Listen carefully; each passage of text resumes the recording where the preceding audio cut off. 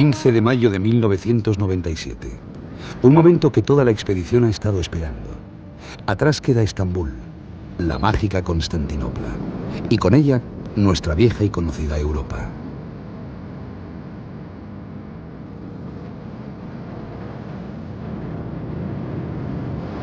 Desde el aire vemos la costa del mar de Mármara, frontera de dos continentes, y debajo, impasibles a nuestro vuelo, los pueblos costeros descansan con la serenidad de siglos de presencia humana, de culturas arrogantes que el tiempo demostró efímeras. Hoy hemos entrado por fin en Asia.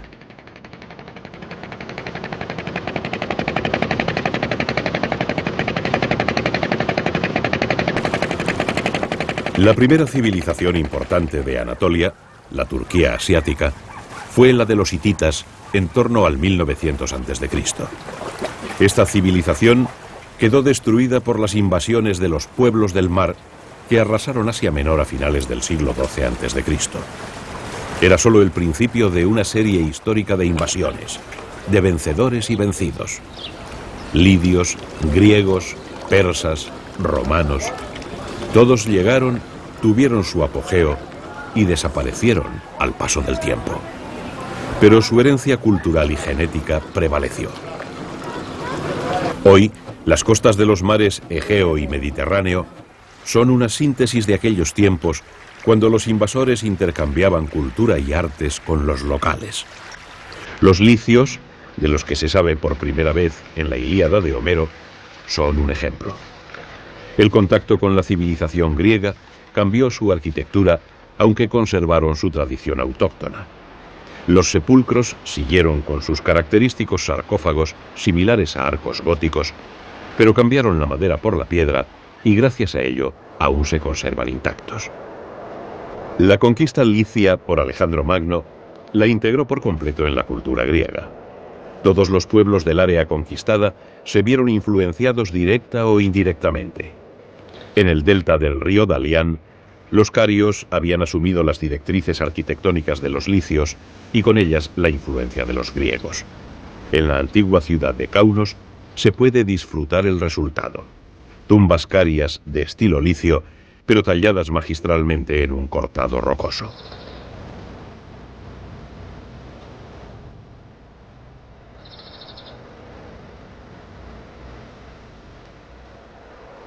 Por la cantidad y grado de conservación de sus monumentos, las costas del oeste de Turquía son el mejor escenario para hacerse una idea de lo que fueron las ciudades griegas, con Pérgamo como mejor exponente, o las ciudades imperiales del siglo II. De estas últimas destaca una que se ha conservado hasta el punto de permitir a los arqueólogos descubrir su historia a lo largo de 2700 años sin interrupción: la ciudad grecorromana de Éfeso.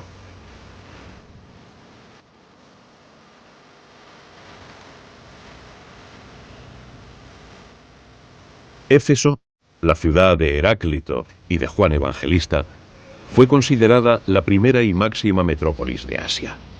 Hay restos desde que era un asentamiento micénico, pasando por periodos griegos jónicos, persas, seleucidas y romanos, hasta llegar al dominio otomano final entrado el siglo XV.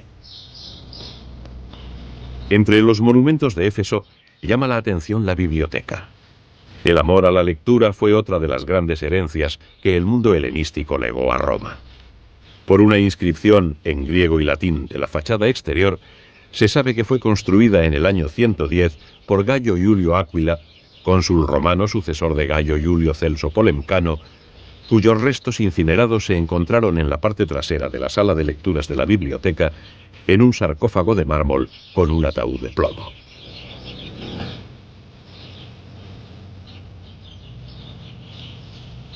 La biblioteca de Éfeso fue el relevo de las dos bibliotecas más importantes de toda la antigüedad: la de Alejandría, que llegó a contener 600.000 volúmenes, y la de Pérgamo con 200.000. Aquellos magníficos templos griegos del saber desaparecieron pasto de las llamas y la barbarie, pero su herencia cultural llegó al mundo romano y la biblioteca de Éfeso, con sus 12.000 volúmenes, así lo atestigua. Por desgracia, el hombre volvió a repetir la historia que viene escribiendo desde sus orígenes y en el año 400 las llamas ya habían entrado en la sala de lectura de Éfeso, leyendo por última vez sus maravillosos volúmenes.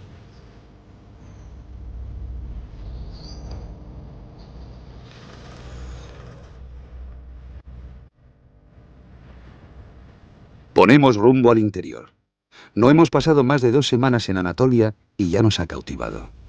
Ahora dejamos la costa, más conocida por el turismo, para adentrarnos en las desoladas estepas de esta tierra histórica. En el equipo se respira un buen ambiente.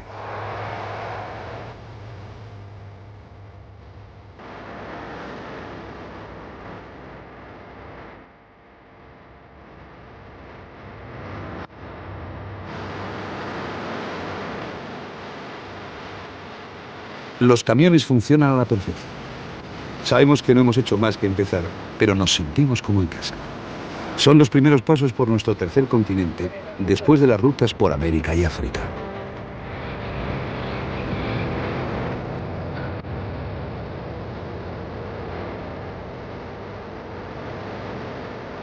Las carreteras son buenas y se hace fácil la conducción.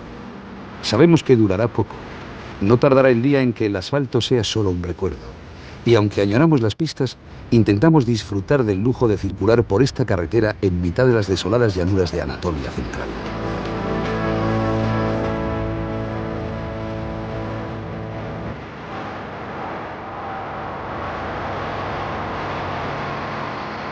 Hace frío. La incipiente primavera aún trae aires del invierno. Huele a limpio y los paisajes están hechos de amplios horizontes. Nos sentimos libres.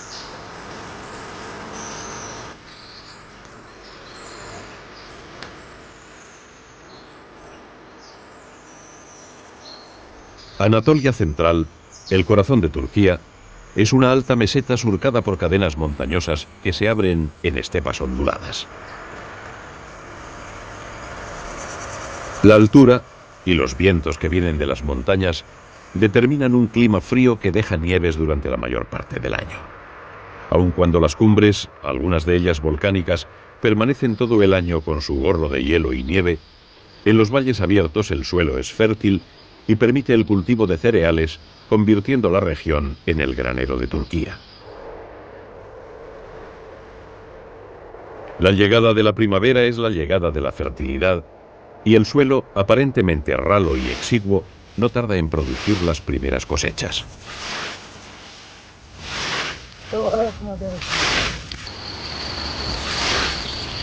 Mientras las llanuras son aprovechadas para el cultivo, las cotas más altas, donde el clima es más riguroso, se utilizan para el pastoreo. Ovejas y cabras se alimentan de las hierbas someras que han colonizado el suelo no apto para los cereales. Los rebaños dan leche y carne que sirve de sustento a los habitantes de las llanuras y, lo que es más importante, producen gran cantidad de lana. La lana es un elemento íntimamente relacionado con un movimiento de creencias, tradiciones y rituales místicos aceptados por todo el mundo islámico desde el siglo XI, el sufismo. Su mismo nombre procede de la palabra árabe suf, que significa vestido o hábito de lana tosca, vestimenta de los sufíes en representación de su práctica de la pobreza. En Konya, ciudad de Anatolia correspondiente a la antigua Iconium, se levanta la tumba de Jalal al-Din al-Rumi, un hombre santo influenciado en su infancia por el sufismo. Filósofo, místico y poeta, Rumi tuvo una importante influencia en el pensamiento islámico de su época. El mausoleo que guarda su tumba y la de sus discípulos más ilustres se convirtió en 1927 en el Museo Mevlana, pero sigue siendo un lugar de peregrinación, un templo venerado por todos los musulmanes turcos. De esta forma, oración y visita cultural se aunan y gentes de toda religión y procedencia llegan al mausoleo a ver la tumba del maestro, siguiendo así el espíritu que el mismo Rumi quiso infundir a sus seguidores y que queda reflejado en alguno de sus versos manuscritos. Ven quien quiera que seas, adorador del fuego, idólatra o pagano. El nuestro no es un lugar donde habite el dolor o la desesperación. Todo el que llegue recibirá nuestra bienvenida.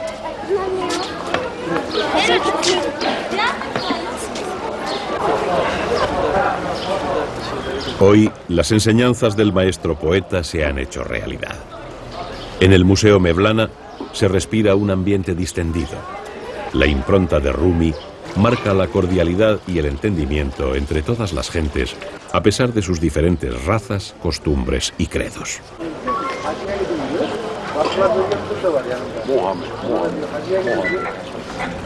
Jalal al-Din al-Rumi creía firmemente en las virtudes de la música y la danza como medio de abstraerse de las ataduras terrenales y llegar a Dios. A su muerte, sus seguidores fundaron un grupo que se denominaba los Mavlad, los derviches de Nuestro Señor, o derviches giradores, como se les conoce en Occidente.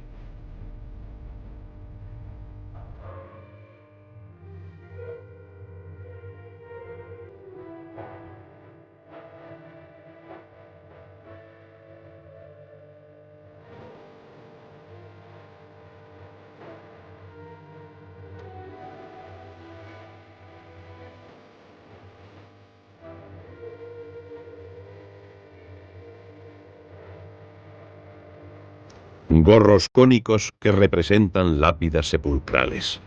El brazo derecho con la palma hacia arriba para recibir las bendiciones del cielo. El izquierdo hacia abajo para seguir en contacto con la tierra. Giros sobre sí mismos y giros en torno a la habitación, lo mismo que los planetas y el universo entero giran en torno a Dios.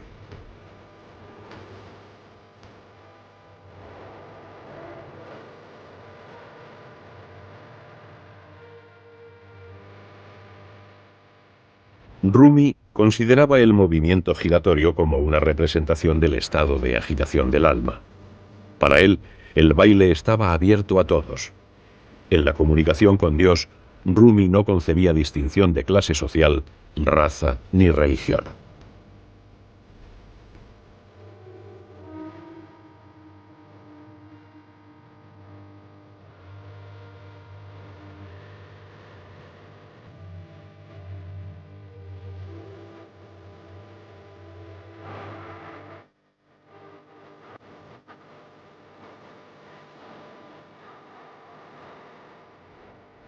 Los derviches Mavlad giran pivotando sobre el talón izquierdo, aumentando su velocidad en cada giro, desligándose de los vínculos terrenales y entrando por fin en el éxtasis que les lleva a la comunión con Dios.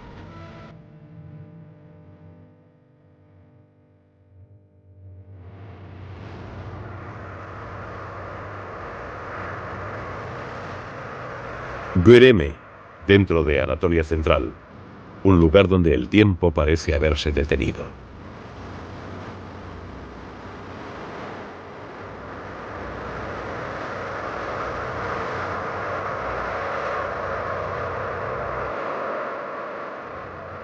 Extrañas formaciones rocosas son el escenario inquietante donde la historia se estancó hace 17 siglos. El paisaje es único en el mundo, mitad arte natural y mitad historia fosilizada. La historia de este paisaje asombroso comenzó hace 60 millones de años, cuando grandes movimientos de la corteza terrestre levantaron la cordillera del Tauro. Eran tiempos de convulsiones geológicas. Los volcanes vomitaron lava, cenizas y la pili durante al menos 8 millones de años, formando capas que la sedimentación convirtió en piedra caliza porosa, toba, arenisca, conglomerado y basalto. Después, llegaron el agua y los vientos y tallaron durante siglos las capas de diferente dureza, dando forma a un paisaje sobrenatural que alcanza su máximo exponente en las denominadas chimeneas de las hadas.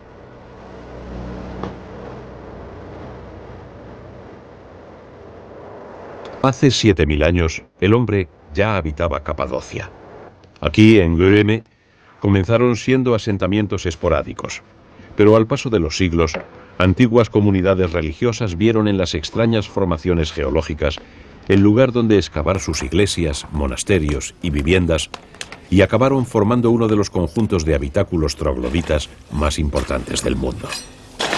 La toba desmenuzada y mezclada con estiércol es una tierra muy fértil. Como en el siglo IV, la vida en Göreme se desarrolla conservando usos y tradiciones milenarias.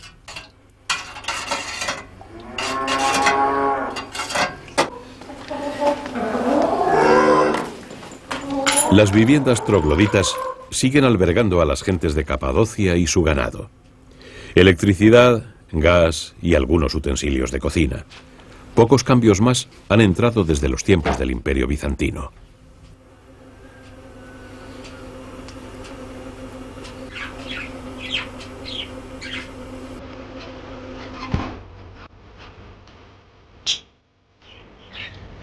Las primeras ocupaciones monásticas de Capadocia se remontan al siglo IV, cuando el obispo de Cesarea, Basilio el Grande, anima a pequeñas comunidades de anacoretas a buscar la paz, instalándose en las humildes y apartadas viviendas trogloditas. Pero la vida tranquila en las montañas horadadas duró poco.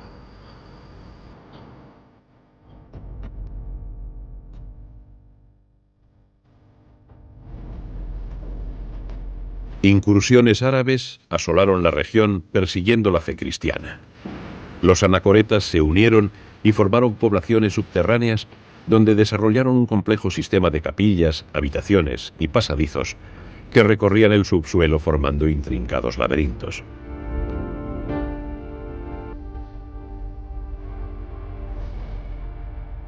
Las primeras iglesias rupestres fueron la base de posteriores sedes religiosas. Durante la época iconoclasta, entre el 725 y el 842, el monacato de Capadocia tuvo su mayor apogeo. La decoración se limitaba a algunos signos. Fue un movimiento que buscaba recuperar la espiritualidad, eliminando los excesos en el culto a las imágenes sagradas.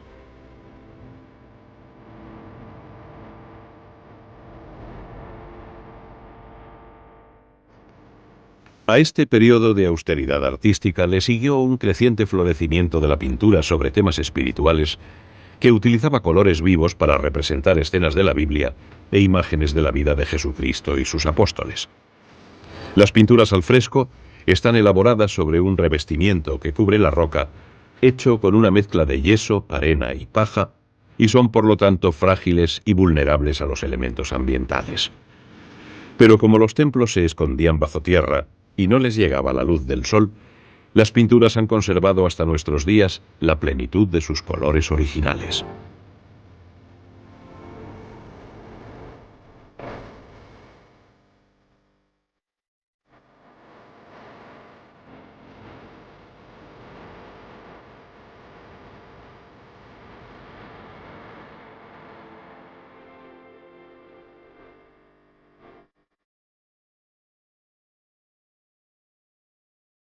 Nadie sabe con seguridad cuántas personas llegaron a habitar estos mundos subterráneos, aunque se estima que algunas comunidades pudieron tener más de 30.000 miembros. En cualquier caso, el testimonio de aquella habitación troglodita ha perdurado en Göreme, transportándonos al tiempo del Imperio Bizantino. Pero Anatolia esconde otros legados culturales que se alejan mucho más entre las nieblas de la historia.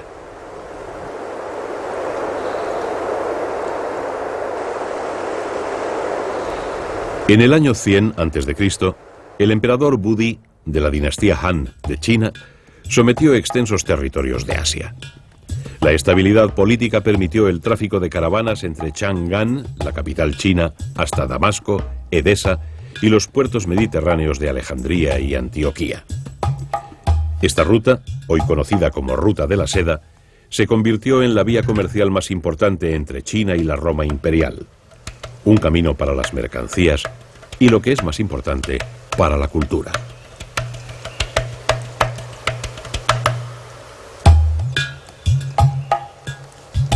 A lo largo de los 6.000 kilómetros de la Ruta de la Seda, los comerciantes contaban con albergues fortificados donde descansar y protegerse del pillaje. Los caravasares o caravanserrallos, que en Anatolia, dado los rigores del clima, fueron de arquitectura más compleja e interesante. Entre ellos el caravasar del sultán, o sultán Han, sirvió como modelo para otros caravasares anatolianos y es hoy en día uno de los mejor conservados.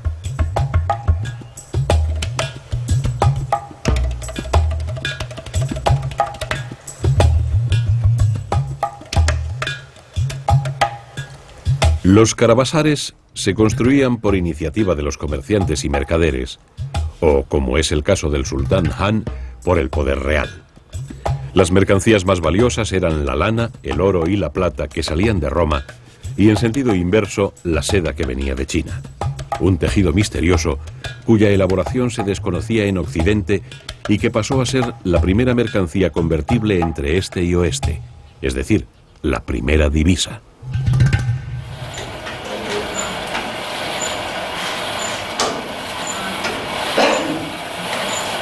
Aunque en China ya se utilizaba la seda en el siglo XXVII a.C., el secreto de su elaboración se guardó con éxito hasta el año 300.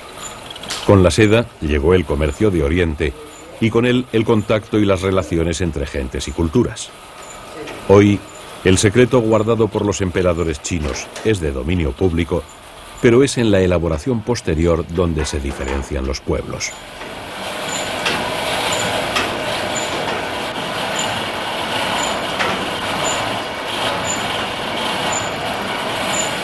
La tejeduría de alfombras es la actividad más importante de la industria rural de Capadocia. Muchas son elaboradas con lana procedente de las mesetas de Anatolia, pero las más finas y delicadas son de seda y su elaboración artesanal se realiza en telares particulares que los campesinos guardan en el interior de sus casas. Los hilos de seda son extremadamente delicados. En las casas son las mujeres jóvenes las encargadas de tejer, porque hace falta mucha habilidad manual y una vista muy aguda para manejar estas fibras. El resultado es un reflejo del trabajo que exigen las alfombras de Anatolia. Belleza y arte, tejidos a mano, una artesanía que ya despertara la admiración del célebre Marco Polo cuando hace 600 años, viajando por esta región, escribiera: «Los turcos que deambulan por estas montañas y llanuras poseen vestimentas de pieles, pero hilan telas de carmesí y otros colores que son de gran belleza y esplendor».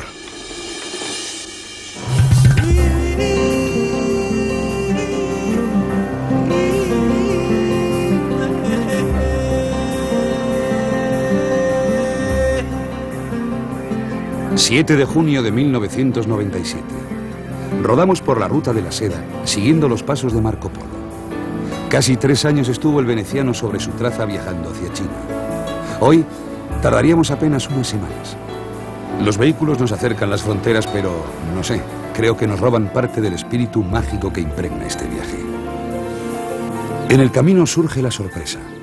Aún hay caravanas que siguen fieles la tradición histórica, aunque los fines ya no sean comerciales. Por un momento creemos ser víctimas de un espejismo. Pero el espejismo se llama Kale Gur y es un turco que dirige una nostálgica expedición a la antigua usanza por la ruta de la seda. Yeah, and which was the road, Xi'an, Lanzhou, Hami. El viaje comenzó en Xi'an y hemos atravesado Lanzhou, Hami, Aksu, Kashgar, Kirguistán, las montañas de Kianxiang, Uzbekistán, Tashkent, Samarcanda, Bukhara, Turkmenistán, Merv, Irán, Mashhad, Teherán, Tabriz y Turquía. We started with 10 camels in 4th of June 1996. Comenzamos con 10 camellos el 4 de junio de 1996. En China, 2 de ellos murieron. El primero murió de pronto, sin saber por qué, y el segundo envenenado por algo que comió. Así que solo nos quedaban 8 camellos que durante los 2 primeros meses de viaje también enfermaron. No conseguíamos suficiente comida para alimentarlos y adelgazaron mucho. Los tuvimos que vender y comprar un nuevo rebaño. So many people, we couldn't find grass for them, so we couldn't feed them well. They were very weak, almost like skeletons. So we decided to sell them and buy a new generation. And we sold. And we bought another 8, which they are very bad. These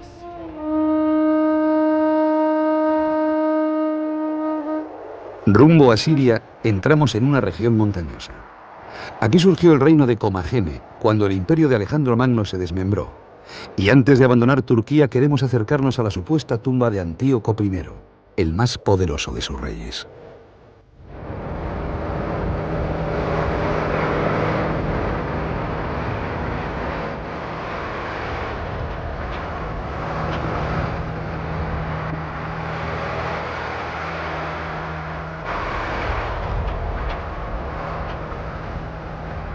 Volvemos a caer en el asombro.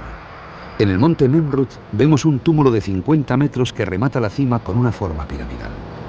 Desde lejos se puede adivinar la soberbia del rey ocioso que se autoproclamara Dios, levantando este colosal santuario, monumento a la egolatría, sobrecogedor y hermoso.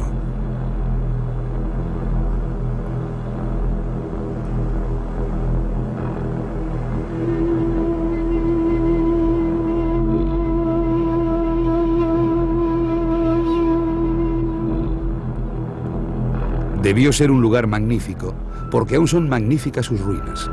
Por todas partes hay restos de esculturas colosales de dioses antiguos. Hércules, Apolo, Zeus, Comagena, todos con los que quiso hermanarse el rey. En el trono de Antíoco hemos leído: yo, Antíoco, hice erigir este monumento para conmemorar mi propia gloria y la de los dioses. Hoy la gloria divina ha sucumbido al tiempo, y los terremotos y los túmulos de Antíoco no son más que un precioso monumento a la efímera soberbia del ser humano.